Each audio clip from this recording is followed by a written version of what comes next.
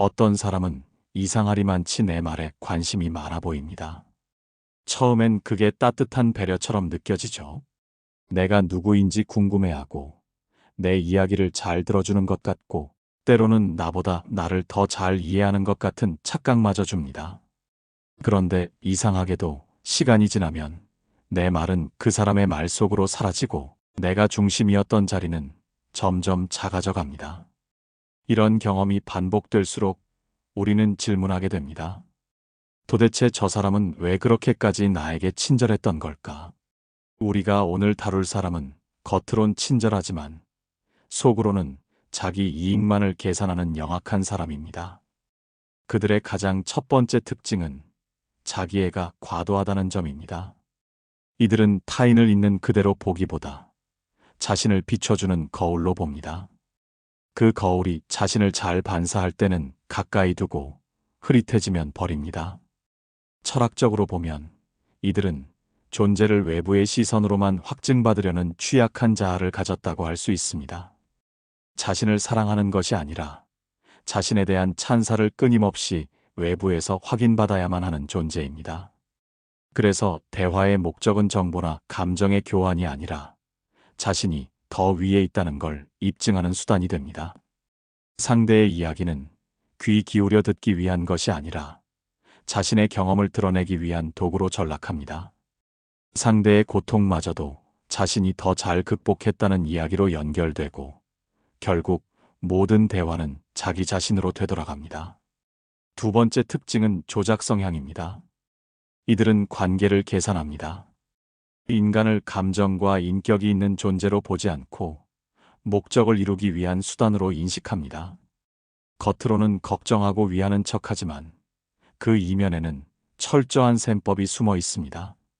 그들의 배려는 타인의 신뢰를 사기 위한 미끼이고 친절은 약점을 파악하기 위한 위장입니다.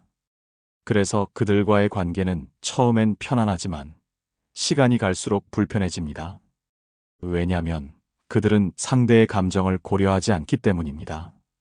그들은 타인의 선의를 믿지 않기에 자신도 선의로 행동하지 않습니다.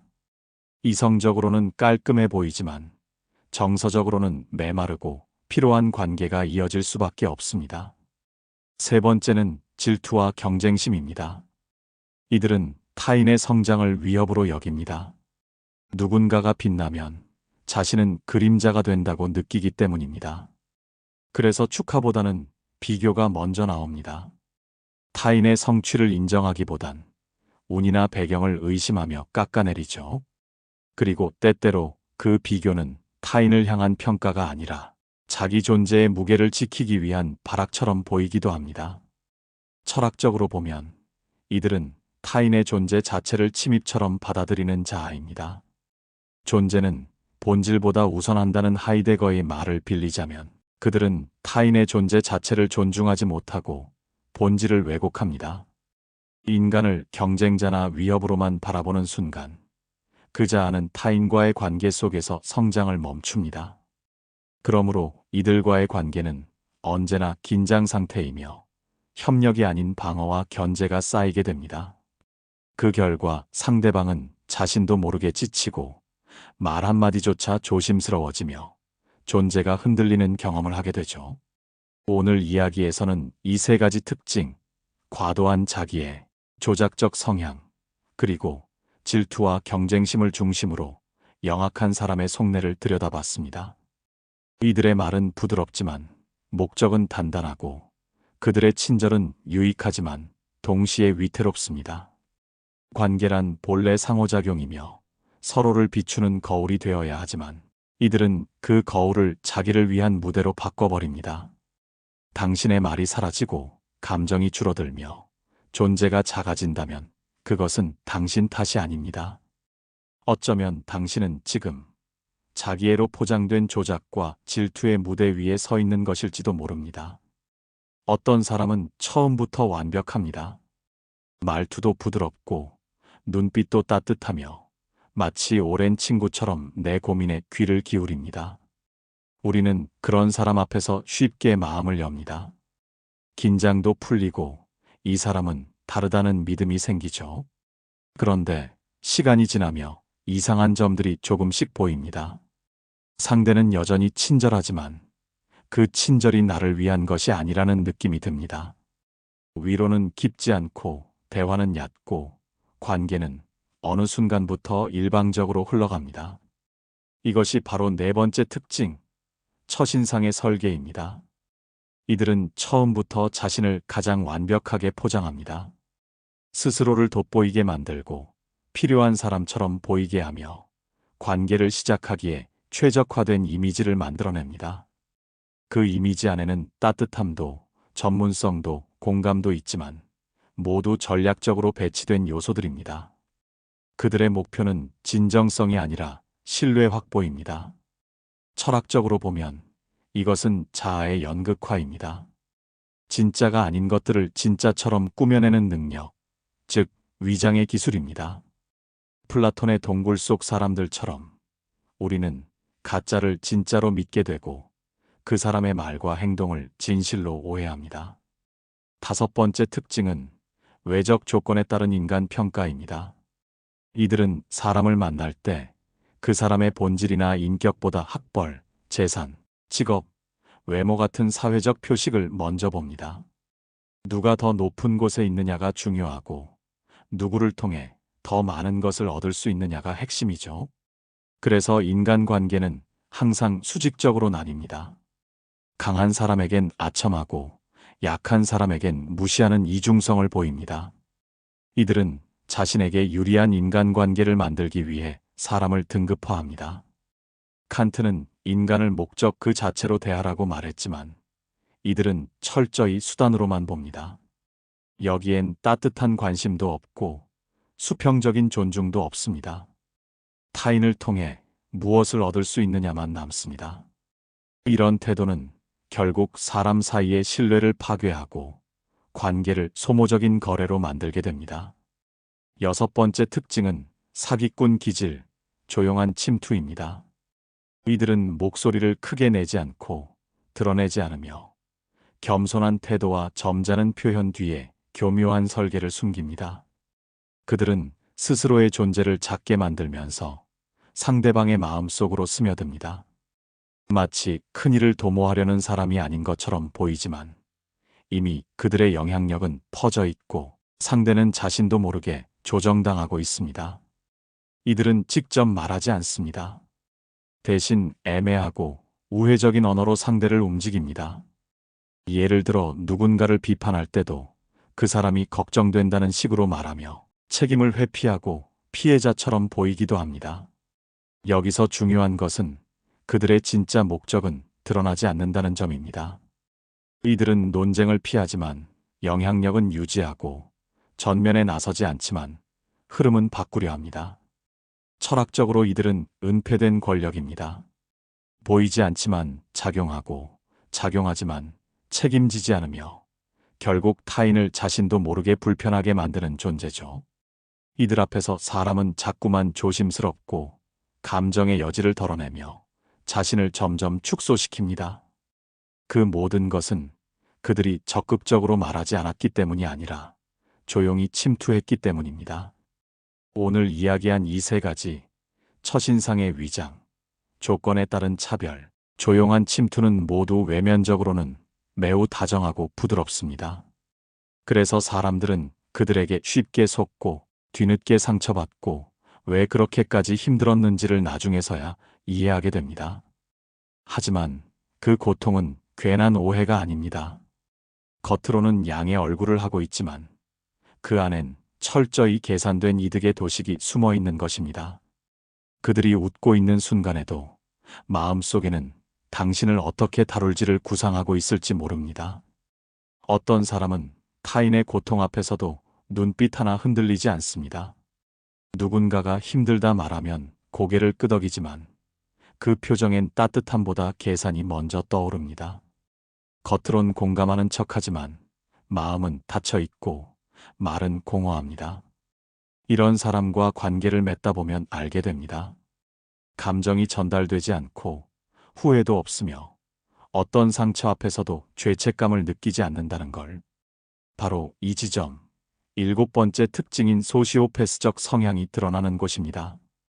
이들은 감정적으로 무감각한 채로 주변을 조종합니다. 자신의 이득을 위해서는 타인의 고통도 얼마든지 이용할 수 있으며 죄책감을 느끼는 대신 상황을 유리하게 바꾸는 데 집중합니다. 자신이 누군가를 힘들게 했다는 인식조차 없습니다. 아니, 알고 있지만 불편해하지 않는 쪽에 가깝습니다. 철학적으로 보면 이들은 타자의 고통에 반응하지 않는 존재, 즉 응답 없는 주체입니다. 에마뉘엘 레비나스는 인간의 윤리는 타인의 얼굴 앞에서 시작된다고 말했지만 이들은 그 얼굴을 응시하지 않습니다. 얼굴을 외면하고 고통을 무시하며 책임은 끝내 타인에게 전가합니다. 관계란 상호적이고 윤리적 공간이어야 하지만 이들은 관계를 파괴의 장으로 만들기도 합니다. 타인의 신뢰를 이용하고 주변 사람들을 교묘히 이간질하며 오히려 피해자인 척 상황을 뒤엎는 데 능숙합니다. 말로는 정의를 말하지만 그 말은 사실 상대의 죄책감을 유도하기 위한 도구일 뿐입니다. 나는 널 위해서 그런 거야 라는 말 한마디에 모든 폭력은 포장되고 왜 그렇게 예민하게 받아들여? 라는 말은 상대의 감정을 무력화시키는 칼이 됩니다. 소시오패스적 성향은 모든 영악함의 가장 극단적 형태입니다. 이들은 전략이 아니라 본성처럼 무감각하고 조정이 아니라 생존처럼 타인을 이용합니다. 우리는 이들과의 관계에서 끊임없이 혼란을 겪습니다. 왜 이 사람은 사과하지 않을까? 왜 내가 자꾸만 죄책감을 느껴야 할까? 왜 관계가 무너졌는데 상처는 나만 갖고 있을까? 하지만 그 의문은 방향이 잘못된 것일지도 모릅니다. 그들은 처음부터 타인의 마음을 읽을 준비가 되어 있지 않았던 사람입니다. 이해하지 못하는 것이 아니라 이해하려 하지 않는 것입니다. 관계는 그런 이들에게 공감이 아닌 지배의 도구일 뿐입니다. 철학적으로 이는 인간관계의 윤리적 붕괴입니다. 우리는 누구와도 완전한 이해를 기대할 수는 없지만 최소한 고통 앞에서 멈추고 상대의 존재를 인정하려는 노력이 관계의 시작이어야 합니다. 그러나 소시오패스적 성향을 가진 사람은 그 멈춤조차 없습니다. 달려가서 빼앗고 다가와서 흔들고 멀어지면서 책임을 넘깁니다. 그들 앞에서 우리는 자주 혼란스러워지고 말문이 막히며 결국 자기 자신을 의심하게 됩니다. 그것이 이들이 관계 안에서 만들어내는 가장 무서운 흔적입니다. 그래서 가장 좋은 방법은 단호한 거리두기입니다. 어떤 설명도, 설득도, 정서적 호소도 이들에게는 닿지 않습니다. 그들은 이미 마음을 닫은 채로 관계를 시작했고 그 관계 안에서 생겨날 어떤 감정도, 반응도, 책임도 질 준비가 되어 있지 않습니다. 그들을 바꾸려 하기보다 내가 지켜야 할 마음을 먼저 보호하는 것이 필요합니다. 소시오패스적 성향은 드문 듯 보이지만 놀랍도록 일상에 숨어 있을 수 있습니다. 공감 없는 미소, 죄책감 없는 설득, 따뜻함을 닮은 조종. 그것이 반복된다면 그 관계를 다시 들여다볼 때입니다. 사람은 누구나 타인의 시선을 의식하며 살아갑니다. 그 시선은 때로 거울이 되고 때로 칼이 됩니다. 영악한 사람은 타인을 향한 따뜻한 시선을 갈망하지만 정작 그 시선을 신뢰하지 못합니다. 왜냐하면 그들은 자신을 있는 그대로 드러낼 수 없기 때문입니다. 드러내는 순간 무너질까 두렵고 다가가는 순간 거절당할까 불안하기 때문이죠. 그래서 그들은 포장합니다. 친절하게 보이고 능력 있어 보이며 언제나 유익한 사람처럼 보이려 애씁니다. 그 모든 노력은 사실상 버려지지 않기 위한 생존 전략입니다. 철학적으로 말하면 이들은 타자 앞에서 스스로를 객체화합니다. 주체로 존재하지 못하고 타인의 눈에 맞춰 이미지를 설정하는 것이죠. 이 설정된 자아는 진짜가 아닙니다. 그렇기에 관계는 늘 불안하고 조작되어야만 유지됩니다. 못돼 먹고 영악하다는 평을 듣는 이들 대부분은 단지 타인을 조종하고 싶은 게 아니라 자기 자신을 보호하고 싶은 욕망에 사로잡혀 있는 경우가 많습니다. 그들에 가면 아래에는 종종 상처가 숨어 있습니다. 어린 시절 외면받았던 기억, 비교당했던 순간, 실패로 낙인 찍혔던 경험들. 그런 기억은 자아를 무너뜨리고 대신 그 위에 이길 수 있는 자아를 만들어 올립니다. 그래서 그들은 지고 싶어 하지 않고 비교당하지 않으려 하며 항상 이득을 챙기려 합니다. 타인을 믿지 않는 것은 결국 나도 믿을 수 없다는 내면의 투사입니다. 여기서 중요한 건 영악함은 단지 전략이 아니라 심리적 고립의 표현이라는 점입니다. 인간은 고립을 견디기 어렵습니다. 그래서 연결되고 싶지만 동시에 그 연결이 나를 다치게 할까봐 두려워합니다. 이 모순이 영악한 사람의 본질입니다. 관계를 갈망하면서도 조작하고 사랑을 원하면서도 차단하고 인정받고 싶으면서도 남을 얕잡아 보는 것. 이중적 태도는 흔히 비난의 대상이 되지만 그 이면에는 깊은 자기 부정이 도사리고 있습니다. 쇼펜하우어는 인간은 본질적으로 고통을 피하기 위한 존재라고 했습니다. 그리고 영악한 사람은 그 고통을 피하려고 너무 많은 장치를 세운 사람입니다. 문제는 그 장치가 결국 자기 자신을 감옥으로 만든다는 데 있습니다. 그들은 늘 긴장하고 사람을 의심하며 누군가를 완전히 신뢰하지 못한 채 살아갑니다. 결국 아무도 가까이 두지 못하고 스스로도 마음을 풀 수 없습니다. 영악함은 겉으로는 강해 보이지만 안으로는 끊임없는 방어 상태입니다. 타인의 감정을 읽으면서도 그 감정에 닿지 않고 관계를 만들면서도 스스로는 철저히 빠져나가려 합니다. 진심을 보여주는 순간 자신이 무너질 것이라는 두려움이 너무 크기 때문입니다. 그래서 이들은 늘 먼저 움직이고 먼저 계산하며 관계의 주도권을 쥐려 합니다. 단지 지지 않기 위해서. 그 안에는 이기고 싶어서가 아니라 무너지기 싫어서라는 깊은 두려움이 있습니다. 오늘 이야기의 핵심은 이것입니다. 영악한 사람도 결국은 누군가의 시선 앞에서 버려질까봐 두려운 사람이라는 것. 그들이 먼저 상처 주는 것은 상처받을 준비가 되어 있지 않기 때문입니다. 이것은 그들을 정당화하는 말이 아니라 우리가 그들과의 거리를 정할 때 판단 기준이 되어야 하는 말입니다. 그들의 무기는 불안이고 전략은 고립입니다. 당신이 누군가의 행동이 너무 차갑고 이기적이라 느껴질 때 한 번쯤 생각해 볼 수 있습니다. 이 사람, 혹시 너무 오래 누군가에게 인정받지 못하고 살아온 건 아닐까? 그리고 스스로를 방어하느라 너무 많은 것을 포기한 건 아닐까? 진정한 강함은 포장 없이도 설 수 있는 것이며 진짜 관계는 조작 없이도 연결되는 것임을 우리는 기억해야 합니다. 우리는 때때로 너무 잘 알면서도 같은 사람에게 끌립니다. 이전에도 비슷한 상처를 받았고 이미 이런 사람은 피해야 한다는 걸 알고 있지만 막상 눈앞에 나타나면 다시 마음이 흔들립니다. 왜 그럴까요? 왜 우리는 못돼 먹고 영악한 사람에게 반복적으로 끌리는 걸까요? 그 대답은 놀랍게도 우리 안에 숨겨진 인정 욕구에서 출발합니다. 어떤 사람은 어릴 때부터 스스로의 감정보다 타인의 감정을 먼저 살피며 자라납니다. 내가 어떻게 느끼는지가 아니라 저 사람이 나를 어떻게 생각하는지가 더 중요해진 살. 그 속에서 감정은 억눌리고 눈치는 예민해지고 관계는 일방적인 적응으로 바뀌게 됩니다. 이런 사람은 타인에게서 승인이라는 보상을 받기 위해 자기 자신을 끊임없이 조절합니다. 그래서 누군가가 처음부터 너무 다정하게 다가오고 나를 필요 이상으로 알아주고 위로해주면 그 다정함 속에 자신이 살아있다고 느낍니다. 하지만 그 따뜻함은 가짜일 수 있고 계산된 환대일 수 있습니다. 그걸 알면서도 멈출 수 없는 이유는 자기 내면의 공허함이 그 호의에 기대고 있기 때문입니다. 철학적으로 보면 이 끌림은 자기 보상의 환상입니다. 니체는 인간이 약할수록 강한 이에게 의존하려 한다고 했습니다.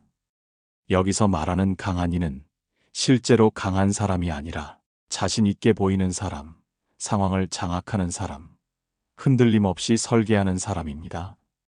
영악한 사람은 그 모든 얼굴을 가지고 나타납니다. 그러니 감정적으로 불안정한 사람일수록 그들에게 끌릴 가능성이 높아집니다. 왜냐하면 그들은 단호하고 명확하며 내가 흔들릴 때 중심을 잡아주는 것처럼 보이기 때문입니다. 하지만 그 중심은 타인을 위한 게 아니라 자기 자신을 위한 것이고 결국 관계는 균형이 아니라 종속으로 흐릅니다. 피해자는 자신의 감정보다 상대의 감정에 더 빨리 반응합니다. 그래서 상대가 화내면 미안해하고 거리 두면 불안해지며 차갑게 대하면 스스로를 탓합니다. 이 모든 패턴은 내가 뭘 잘못했나라는 질문으로 귀결되죠. 그러나 그 질문 자체가 잘못일 수도 있습니다. 문제는 당신이 아니라 그 사람이 늘 누군가의 감정을 조정하고 통제하며 살아온 방식일 수 있기 때문입니다. 더 큰 문제는 이런 반복되는 관계 속에서 자기 자신에 대한 감각이 점점 사라진다는 점입니다. 내가 지금 뭐가 불편한지, 무엇을 원하고 있는지조차 모르게 되고 결국 감정이 무뎌지고 자존감은 바닥을 치게 됩니다. 그때 찾아오는 것이 무력감입니다. 나는 왜 늘 이런 사람한테 끌릴까? 하지만 그건 당신이 나약해서가 아니라 너무 오래 타인의 기준으로 자기 가치를 결정해왔기 때문입니다. 그래서 관계에서 중요한 것은 누가 나를 인정해주는지가 아니라 내가 나 자신을 얼마나 인정하고 있는가입니다. 영악한 사람은 타인의 인정으로 자기를 채우려 하고 영악한 사람에게 끌리는 사람은 그들의 시선을 통해 자기를 증명받으려 합니다. 결국 이 관계는 상처받은 두 자아가 서로를 매개로 자기 부정을 반복하는 구조입니다. 그걸 끊어내려면 먼저 이 관계가 나에게 어떤 신호를 주는지를 정확히 바라봐야 합니다. 관계는 항상 어떤 메시지를 줍니다. 그 메시지가 반복되는 상처라면 그건 우연이 아니라 신호입니다. 이제는 그 신호를 듣고 멈출 차례입니다. 우리가 회복되어야 할 건 사랑이 아니라 감각이고 구원받아야 할 건 관계가 아니라 자기 자신입니다. 어떤 관계는 끝났는데도 오래 남습니다. 몸은 멀어졌는데 마음은 여전히 그 사람의 말투와 표정에 붙잡혀 있고 내가 그 관계 속에서 어떤 사람이었는지를 되뇌게 됩니다. 이상하게 그 관계는 내가 떠난 후에도 나를 흔들죠. 그 이유는 단순히 사랑해서가 아닙니다. 그 관계가 내 정체성의 일부였기 때문입니다.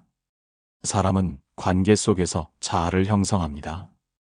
누군가에게 보호받을 때, 인정받을 때, 혹은 무시당할 때조차도 우리는 그 감정을 통해 나는 누구인가를 경험합니다. 그래서 관계는 단순한 연결이 아니라 자아의 일부입니다. 못돼 먹고 영악한 사람과의 관계는 특히 더 그렇습니다. 그들은 당신을 조종했고 당신은 그 안에서 끊임없이 적응하거나 참았으며 결국에는 자신이 어떤 사람인지조차 흐려졌습니다. 그런 관계를 끝내는데 시간이 오래 걸리는 건 단지 감정이 남아서가 아니라 자아의 일부를 떼어내는 과정이기 때문입니다. 그래서 가장 먼저 해야 할 일은 관계의 정의를 다시 세우는 것입니다. 나는 왜 그 관계를 소중히 여겼을까? 나는 왜 그 사람이 나를 이해해 주길 바랐을까? 나는 왜 그가 나를 다치게 했는데도 붙잡았을까? 이 질문들은 모두 관계에 어떤 의미를 부여했는가에서 시작됩니다.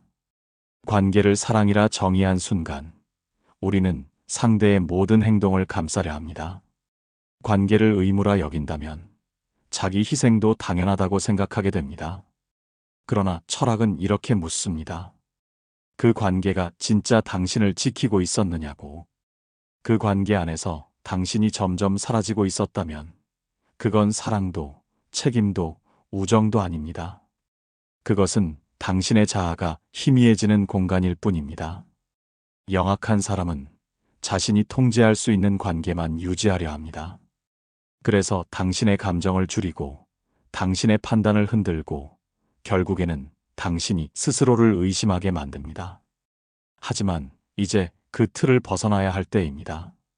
상대의 행동을 분석하는 데 에너지를 쓰기보다 나 스스로가 무엇을 관계로 인정할 것인지 다시 정의하는 일.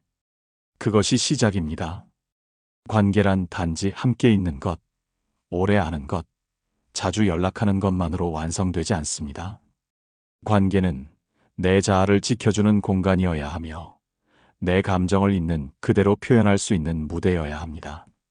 상대를 배려하느라 나를 억누르고 상처받지 않으려 스스로를 감추고 사랑받기 위해 애쓰는 순간 관계는 이미 왜곡된 구조가 됩니다. 이제는 관계를 다시 정의할 시간입니다. 내가 누구인지, 무엇을 원하는지, 어떤 감정은 존중받아야 하는지를 기준으로 그 기준을 바꾸는 순간 반복은 멈추고 진짜 나를 회복하는 첫 걸음이 시작됩니다. 영악한 사람과의 관계는 오래 갈 수 있지만 깊어질 수는 없습니다. 관계의 깊이는 신뢰에서 시작되고 신뢰는 나를 있는 그대로 드러낼 수 있을 때 자랍니다. 당신이 계속해서 숨죽이며 살아야 한다면 그건 관계가 아니라 위장입니다. 철학은 이렇게 말합니다. 타인의 시선으로부터 자유로워질 때 비로소 나는 생겨난다고. 관계도 마찬가지입니다. 타인의 인정이 아니라 내 감정이 기준이 되는 순간, 그때서야 진짜 관계는 시작됩니다. 사람은 관계를 끝내고 나서도 완전히 자유로워지지 않습니다. 어딘가 정리가 됐다고 믿었지만 어느 날 불쑥 다시 떠오르는 얼굴, 되풀이되는 말투, 내가 했던 반응 하나하나가 마음을 짓누릅니다. 끝냈다고 해서 끝나는 게 아닌 감정들이 있습니다. 그건 미련도 아니고 사랑도 아니며 흔히 말하는 연민도 아닙니다. 그것은 관계 안에서 내가 길들여졌던 방식이 아직도 내 안에 남아있다는 증거입니다. 영악한 사람과의 관계는 조종이 섞여 있었고 감정의 주도권이 늘 상대에게 있었습니다. 그 안에서 우리는 스스로를 조절했고 감정을 억눌렀으며 때로는 나답지 않게 행동했습니다. 그 과정이 반복되면 내 감정과 타인의 감정을 분리하지 못하게 되고 결국은 스스로가 느끼는 불편함조차 인정하지 못하는 상태가 됩니다. 그래서 관계가 끝난 이후에도 마음이 어지럽습니다. 감정은 끊겼지만 습관은 그대로 남아있기 때문입니다. 철학적으로 보면 이건 내 자아가 다시 나를 중심으로 복원되지 못했기 때문입니다. 쇼펜하우어는 인간은 의지를 통해 존재한다고 했습니다. 하지만 우리는 그 관계 안에서 스스로의 의지를 자꾸만 희미하게 만들었습니다. 결정권을 양보했고 감정을 숨겼으며 상대에게 맞춰 자신을 바꾸려 했습니다. 그 과정이 길어질수록 자아의 경계는 흐려지고 결국엔 관계가 끝나도 내 안엔 공허함만이 남게 됩니다. 그 공허함은 묻습니다. 나는 지금 누구인가? 그 사람이 없는데 나는 왜 이렇게 흔들리는가? 그 물음은 나약함의 증거가 아니라 회복의 출발점입니다.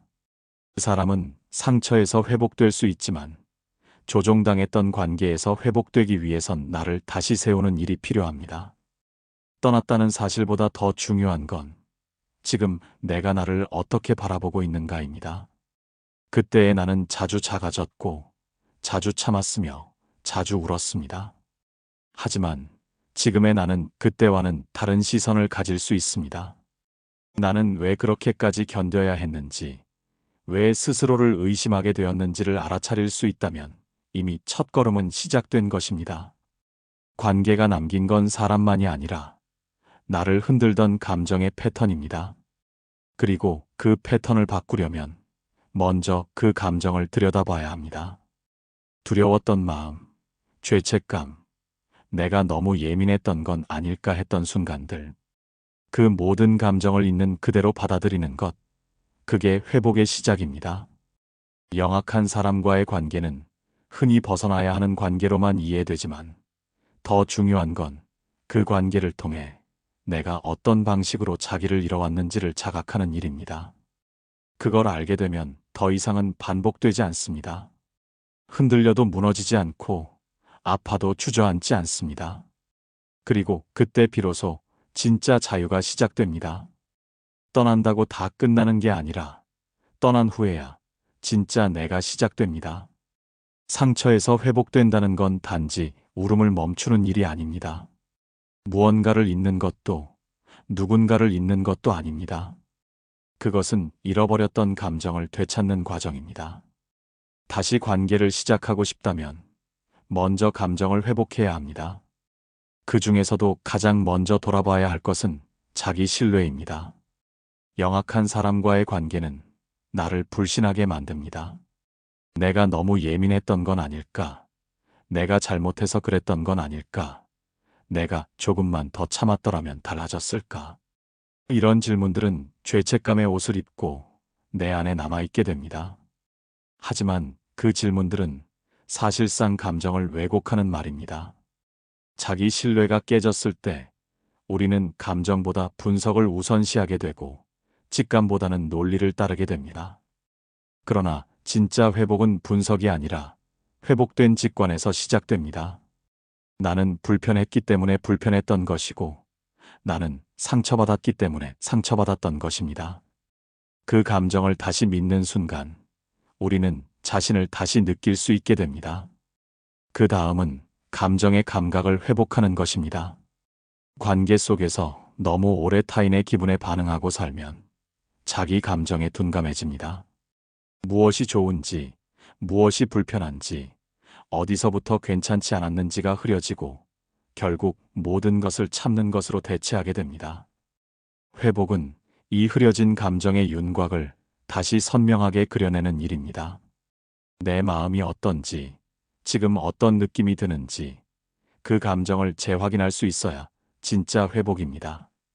그리고 마지막은 건강한 거리감입니다. 상처받은 사람은 자칫하면 누구에게도 마음을 열지 않게 되거나 또다시 같은 방식으로 사람을 받아들이게 됩니다. 그러나 건강한 관계란 가까워지는 것만이 아니라 적당한 거리를 유지할 수 있는 능력에서 시작됩니다. 너무 가까우면 상처받고 너무 멀면 고립됩니다. 거리에는 온도가 있어야 합니다. 그 온도를 느낄 수 있는 감각, 바로 그것이 회복의 마지막입니다. 관계는 결국 다시 시작됩니다. 우리는 누군가를 다시 만나고, 다시 감정을 열고, 다시 실망할 수도 있고, 다시 웃게 될 것입니다. 중요한 건 그 모든 다시가 이전과 같지 않게 하기 위해 지금 무엇을 회복하고 있는가입니다. 자기 신뢰, 감정의 감각, 거리의 균형. 이 세 가지가 되살아날 때 비로소 우리는 새로운 나로 관계를 시작할 수 있습니다. 철학은 이렇게 말합니다. 회복이란 새로운 자아가 생겨나는 것이 아니라 잊고 있던 자아가 제자리를 찾는 것이라고. 당신은 이미 알고 있었습니다. 다만 너무 오래 누군가의 세계 안에서 살았기에 그 감각을 잠시 잃고 있었을 뿐입니다. 이제는 그 감각을 되찾을 차례입니다. 관계를 다시 시작한다는 건 단지 누군가를 만난다는 뜻이 아닙니다. 그것은 내가 어떤 사람을 나의 삶에 들릴 것인가를 결정하는 철학적 선택입니다. 이전에는 외로워서 관계를 시작했고 인정받고 싶어서 혹은 그 사람 없이는 아무것도 아닌 것처럼 느껴져서 관계를 붙잡았던 적이 있을 겁니다. 하지만 이제는 감정이 회복됐고 자아가 조금씩 제자리를 찾아가고 있습니다. 그렇다면 이제 묻고 싶습니다. 당신은 앞으로 어떤 관계를 선택할 건가요? 우리는 과거의 관계를 선택할 때 필요를 기준으로 삼았던 경우가 많습니다. 그 사람이 있어야 덜 외롭고, 그 사람이 있어야 인정받는 느낌이 들고, 그 사람이 나를 이끌어줄 것 같고. 하지만 그런 관계는 결국 스스로를 작게 만들고 감정을 줄이며 자율성을 잃게 만듭니다. 반면에 회복된 자아는 이제 존중을 기준으로 관계를 봅니다. 나를 있는 그대로 바라봐주는 사람, 내 감정을 조정하지 않고 함께 살아가는 사람, 서로의 다름을 힘의 위계가 아닌 존재의 차이로 인정해주는 사람.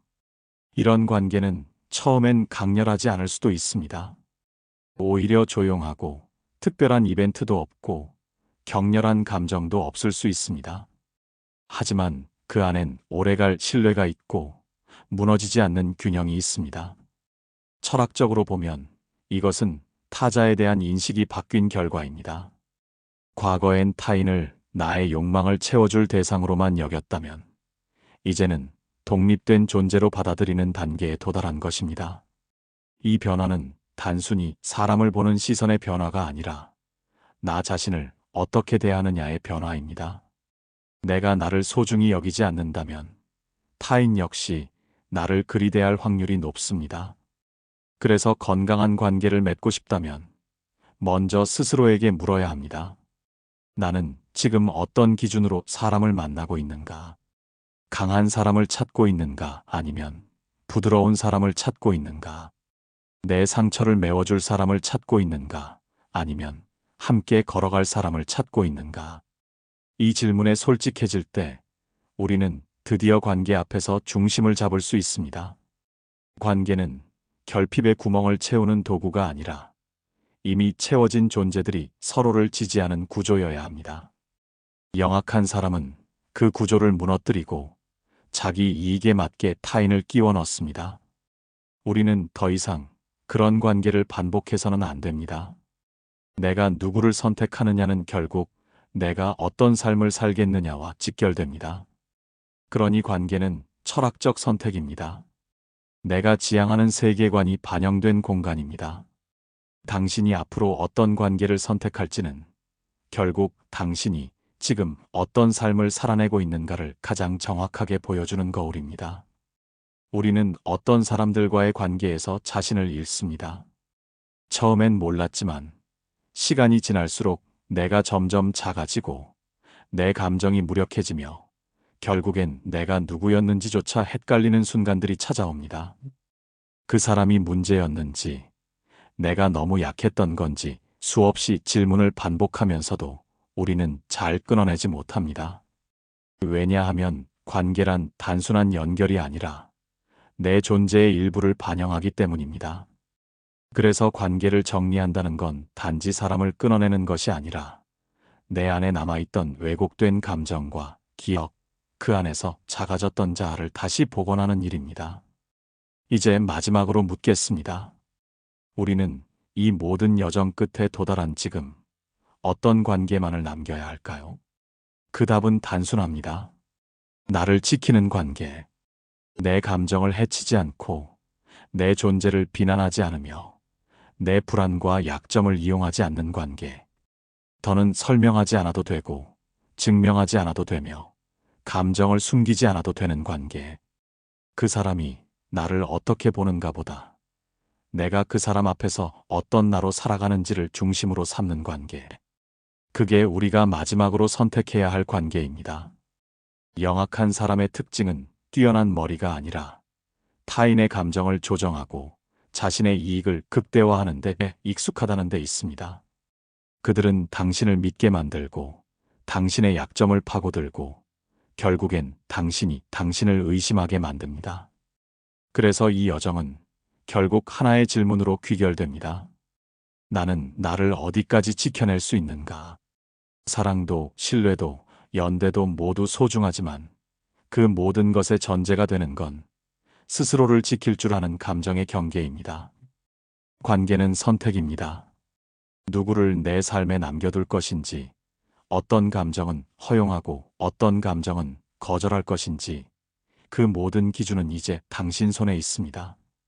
이 시리즈를 함께 걸어오며 나눈 이야기들은 단지 영악한 사람을 피하라는 조언이 아니었습니다. 그것은 결국 당신이 더는 타인의 방식에 휘둘리지 않고 살아가길 바라는 마음에서 시작된 여정이었습니다. 타인에 의해 흔들리지 않는 자, 스스로의 감정을 존중하는 마음, 그리고 끝내는 당신 자신에게만 충실한 삶. 이것이 우리가 이 이야기의 끝에서 만난 단 하나의 진실입니다. 당신은 조종당하지 않아도 될 만큼 소중한 존재입니다. 당신은 설명하지 않아도 될 만큼 충분한 존재입니다. 이제는 그런 당신으로 살아가야 할 때입니다. 이 이야기가 여러분의 관계에 작은 빛이 되었길 바랍니다. 함께 걸어와 주셔서 고맙습니다. 지금까지의 이야기가 마음에 닿았다면 좋아요와 구독으로 당신의 자리를 지지해 주세요. 다음 이야기에서 더 깊은 사유로 찾아뵙겠습니다.